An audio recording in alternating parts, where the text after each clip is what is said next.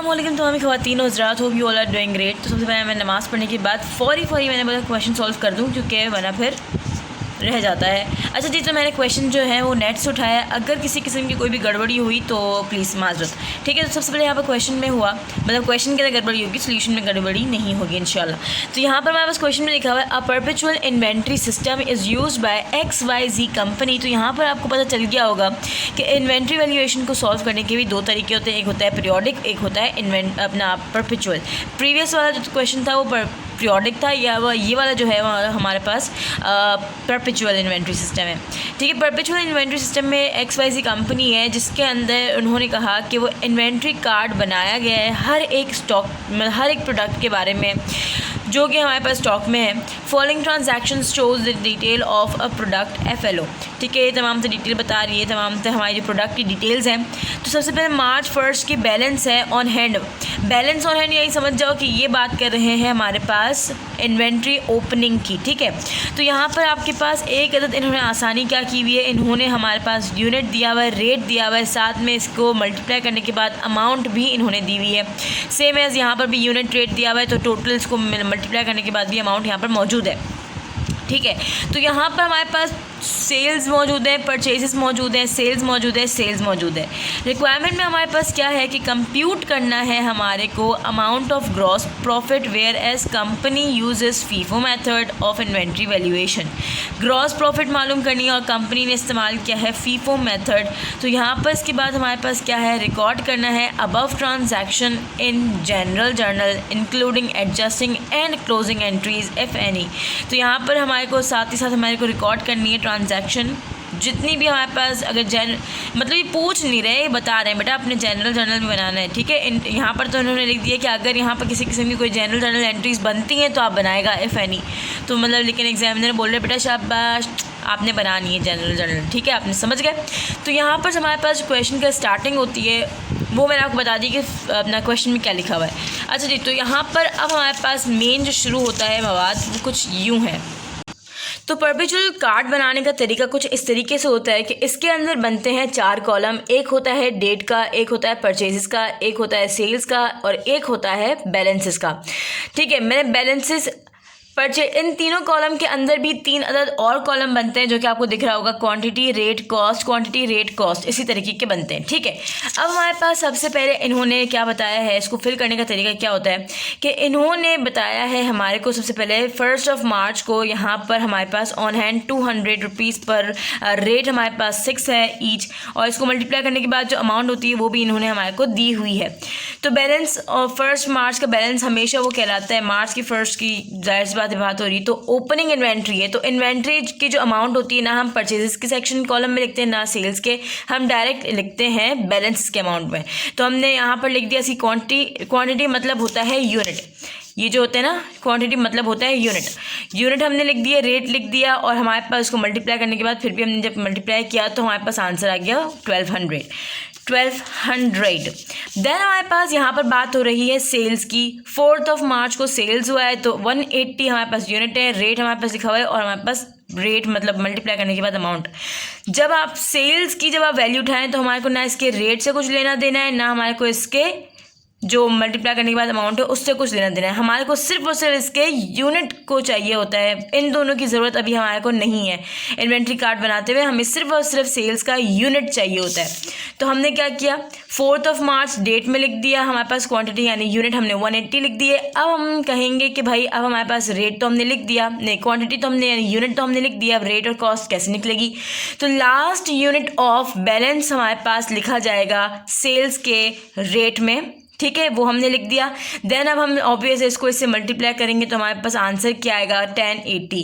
अब हमारे पास अब हम क्या करते हैं कि इसके बाद हम बैलेंस में भी अमाउंट लिखनी पड़ती है। तो हम बैलेंस का अमाउंट किस तरीके से बनेगा कि जो क्वांटिटी ऑफ सेल होगा वो लास्ट क्वांटिटी ऑफ बैलेंस से, यानी यूनिट ऑफ सेल माइनस हो जाएगा लास्ट यूनिट ऑफ बैलेंस। इसको इससे माइनस करेंगे तो हमारे पास आंसर 20 आ जाएगा।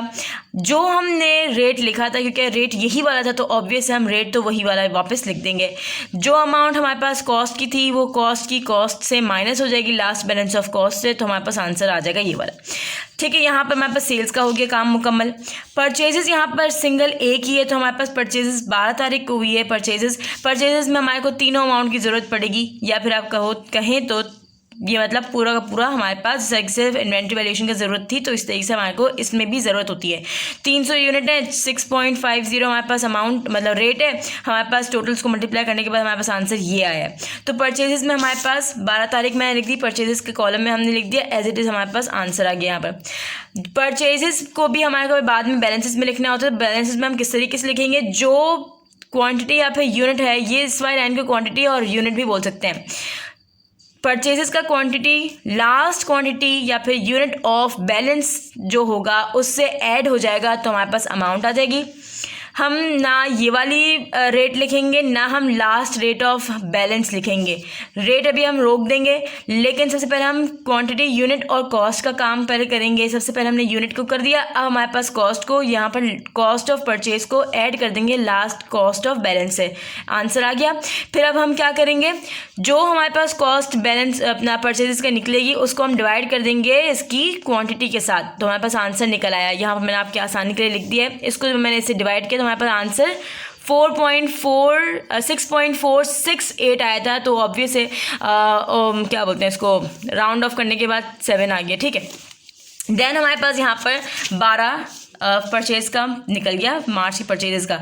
अगेन इन्होंने 20 को सोल्ड किया है, सेल्स हुई हैं तो 125 सेल्स की बात हुई, तो हमें सिर्फ और सिर्फ इसके यूनिट से लेना देना है। तो अब हम लिखते हैं वापस 20 इसकी डेट लिख दी, 125 इसके हमने क्वांटिटी में यानी यूनिट लिख दिए। अब हमारे पास लास्ट रेट हमारे पास जो बैलेंस का है वो हम लिख देंगे इसके रेट में। जब हमने इसको इससे मल्टीप्लाई किया तो हमारे पास आंसर ये आ गया। बैलेंसेस में हम किस तरीके से लिखेंगे, इसकी जो सेल्स की जो क्वांटिटी या फिर यूनिट है उसको लास्ट यूनिट ऑफ बैलेंस से माइनस कर देंगे, तो हमारे पास आंसर आ गया। क्योंकि इसी से हमने लिया था रेट, तो हम रेट वापस लिख देंगे। फिर लास्ट ये जो हमारी कॉस्ट है, कॉस्ट को लास्ट कॉस्ट ऑफ बैलेंस से माइनस कर देंगे, तो हमारे पास आंसर ये आ जाएगा।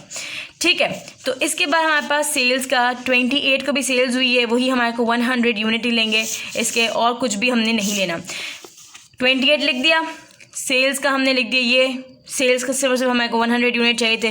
लास्ट रेट हमने लिख दिया यहाँ पर, उसको इससे मल्टीप्लाई किया, हमारे पास आंसर ये आया। जो ये वाला यूनिट है उसको लास्ट को यूनिट से हमारे को माइनस करना है, तो हमारे पास आंसर ये आ जाएगा। ऑब्वियसली यही वाला उठाया तो रेट वापस वही वाला लिखा जाएगा, तो हमारे पास ये वाली अमाउंट को इस वाली अमाउंट से माइनस कर देंगे, तो हमारे पास आंसर ये आ जाएगा। अब यहाँ पर हमारे को क्या करना है, क्योंकि आगे हमारे पास ग्रॉस प्रॉफिट भी बनाना है, तो हमने ये वाला जो परचेजेस की जो क्वांटिटी है उसको हमने ऐड किया, तो परचेजेस टोटल क्वांटिटी जो हो गई वो हो गई हमारे पास 300। इससे कुछ लेना देना नहीं होता, जो परचेजेस की हमारे पास ऐड कर देंगे। अगर और भी कोई वैल्यू होती है उसको भी हम ऐड करते हैं, तो टोटल कॉस्ट जो कहलाती है वो कहलाती है इसकी टोटल परचेजेस। इसी तरीके से सेल्स के कॉलम में जो हमारे पास क्वांटिटी है उसको भी हमने ऐड करके रख लिया, साथ साथ जो कॉस्ट की जो अमाउंट थी उसको हमने ऐड किया, तो उसको कहलाएगा वो कॉस्ट ऑफ गुड्स सोल्ड। ठीक है, फिर हमने क्या किया, बैलेंसेस की अमाउंट को भी हमने सही से ऐड कर लिया। बैलेंसेस की अमाउंट को फिर आप क्या करेंगे, आप बोलेंगे कि भाई हमने इसको भी ऊपर से नीचे तक ऐड कर दिया था, इसको भी ऐड कर लिया था, हम बैलेंसेस की अमाउंट को भी ऊपर से नीचे तक ऐड कर लेंगे। बिल्कुल भी नहीं, क्योंकि हम बैलेंसेस में हम करते ही ऐड माइनस प्लस हम सब कुछ करते हुए आए, तो इसलिए जो लास्ट जो हमारे पास बैलेंस में जो अमाउंट आएगी ना, चाहे वो किसी भी ईयर मतलब किसी भी डेट की हो, वो ही हमारे पास लिखी जाएगी। 95 जो हमने 95 ही लिख दिया, लास्ट हमारे पास बैलेंस का कॉस्ट जो था वही हमने लिख दिया, तो ये जो लास्ट कॉस्ट जो कहलाएगी वो कहलाएगी कॉस्ट ऑफ एंडिंग इन्वेंट्री। ठीक है, हमारे पास टोटल परचेजेस निकल गई, कॉस्ट ऑफ गुड्स सोल्ड निकल गया, कॉस्ट ऑफ एंडिंग इन्वेंट्री निकल गई। अब हम क्या करेंगे, सबसे पहले तो मैं पेज मारूँ। ठीक है, अब हम क्या करेंगे, ग्रॉस प्रॉफिट निकालेंगे। ग्रॉस प्रॉफिट निकालने का तरीका क्या होता है, अगर आपने देखा हो हमने इन्वेंट्री कार्ड बनाया प्रीवियस में, तो हमने सेल्स के सिर्फ और सिर्फ यूनिट लिए थे, लेकिन अब हमारे को ज़रूरत पड़ रही है इसके जो टोटल मल्टीप्लाई करने वाली अमाउंट है ना, जो एक हमारे पास एक की आई है, 4th ऑफ सेल की आई है हमारे पास 1800, एक की आई है 1375, एक की आई है 1100, उसकी ज़रूरत पड़ेगी हमारे को ग्रॉस प्रॉफिट निकालने की। तो अब हमारे को ग्रॉस प्रॉफिट निकालने का तरीका क्या होता है, टोटल सेल को माइनस कर देते हैं कॉस्ट ऑफ गुड्स सोल्ड से।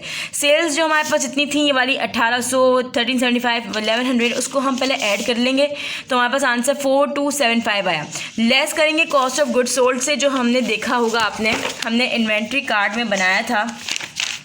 इन्वेंट्री कार्ड में हमने तमाम तरह इसकी वैल्यूज़ को जब हमने ऐड किया तो हमारे पास जो आंसर आया था वो कॉस्ट ऑफ गुड्स सोल्ड कहलाता है।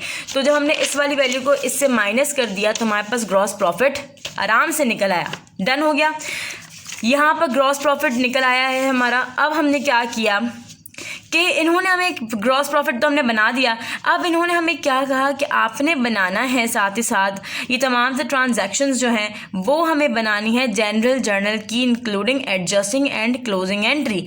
तो हमारे को एडजस्टिंग एंड क्लोजिंग एंट्री बनानी है कौन सी, इन तमाम से ट्रांजैक्शन की जो भी हमने की हैं।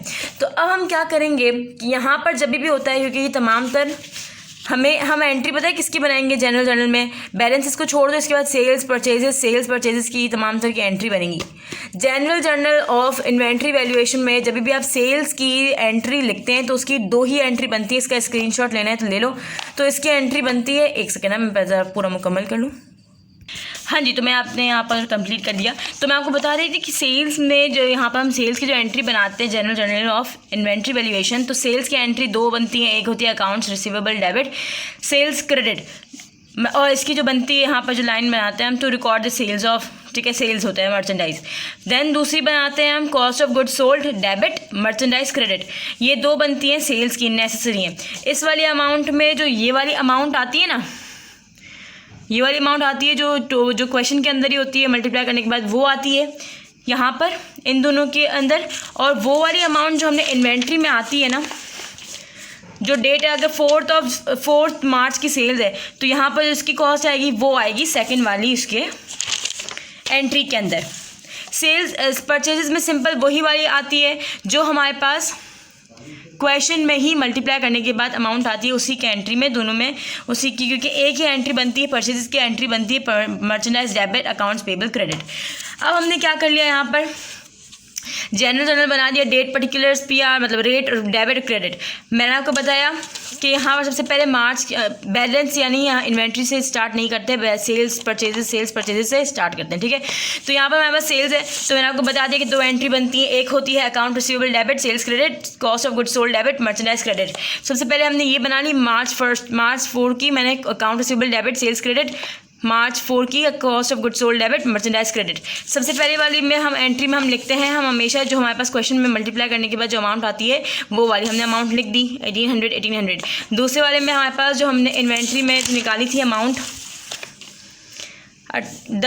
4 तारीख को 1080 वो हमने लिख दी।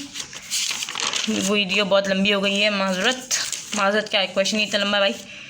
परचेजेस में हमारे पास होगी जो अमाउंट हमारे पास क्वेश्चन में निकली हुई है वही वाली हम अमाउंट लिखेंगे 1950। Merchandise debit, accounts payable credit, ठीक है। इसके फौरी बाद हमारे पास वापस सेल्स की है तो सेल्स को हमने उसी तरीके से लिखना है। अकाउंट रिसीवेबल कहाँ गया, cost merchandise, account receivable debit, sales credit, cost of goods sold debit, merchandise credit. पहली वाली अमाउंट में जो हमारे पास क्वेश्चन में अमाउंट है वही हम लिखेंगे सेल्स की, दूसरी वाली में जो हमारे पास इन्वेंट्री में निकाली है वही लिखेंगे।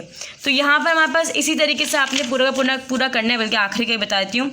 तो 28 की भी आपने ये बनानी है, account receivable debit, sales credit, cost of goods sold debit और मर्चेंडाइज क्रेडिट। पहली वाली अमाउंट में जो हमारे पास क्वेश्चन में जो हमारे पास अमाउंट निकली है वही हम एंट्री में लिखेंगे दोनों की, स्टार्टिंग वाली में। दूसरी वाली में जो हमारे पास लिखेंगे हम, इस वाली में हम लिखेंगे कॉस्ट ऑफ गुड्स सोल्ड और मर्चेंडाइज क्रेडिट में जो हमारे पास लास्ट हमारे पास 28 तारीख की निकली है। बैलेंसेस वाली अमाउंट को आपने बिल्कुल भी नहीं छेड़ना, जो सेल्स के ही कॉलम में जो हमारे पास कॉस्ट निकला है उसी वाले को आपने लिखना है।